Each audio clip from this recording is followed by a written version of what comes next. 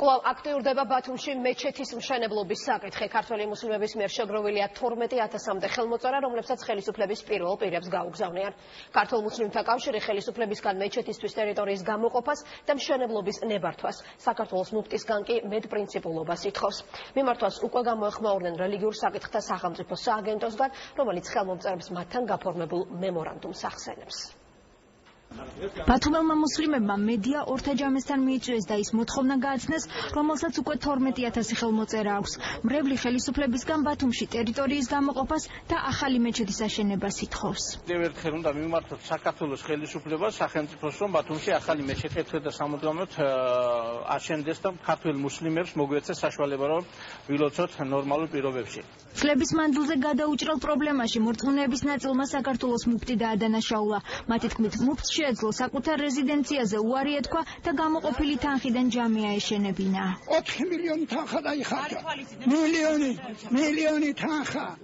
ეყოფოდა ჯამის მშენებლობაზე. თუ ხელს არ აწერს, რომ ჯამი აშენდეს, როგორ შეიძლება იყოს მუფტი? საჭირო თუ იქნება, გავაკეთებთ მეჩეთს. საჭირო ამაზე მეტი საჭირო გადატენილია ეზოთ. ქუჩაც, წვიმაში, თოვლში და კაცი ამბობს, თუ საჭირო იქნება. მუსლიმების მოთხოვნაზე საქართველოს მუფტს ხელი არ მოუწერია, თუმცა ირწმუნება, რომ მრევლს მხარში უდგას. ჩვენ ხელისუფლებასთან კიდევ ერთხელ დავსხდებით, ვისაუბრებთ და ღმერთით გადაწყვეტება ისე, როგორც ჭირდება ჩვენს მუსლიმ მრევლს. რელიგიურ საკითხთა სახელმწიფო სააგენტოს ხელმძღვანელი კი ამბობს, რომ ბათუმში ახალი მეჩეთის მშენებლობა არ იგეგმება.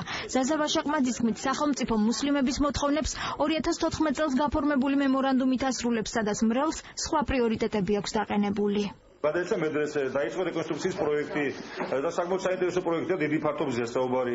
ჩართულია ძეგლთა დაცვა აწევრი, ჩართულია მთავრობის თავმჯდომარის. ახლა ეს ისეთი კონკრეტული ნაბიჯებია, რომელიც უკვე შედეგები არსებობს. უფლებადამცველები პასუხისმგებლობას მთავრობას აკისრებენ. მუსლიმთა უნდა მიეცეს რელიგიის თავისუფლების სრულყოფილად და თანასწორ გარემოში სარგებლობის შესაძლებლობა სახელმწიფომ ეს უნდა გააკეთოს. მუსლიმები ხვალ პარასკევის ლოცვაზე შეიკრიბებიან. მრევლის ნაწილს ლოცვა გარეთ თოვლში მოუწევს. საკუთარ მოთხოვნაზე უარის თქმას არც ერთი მორწმუნე არ აპირებს. ამბობენ, რომ თუ ხელისუფლება კეთილნებას არ გამოიჩენს, მეჩეთის აშენებას სამართლებრივი გზით აიძულებენ.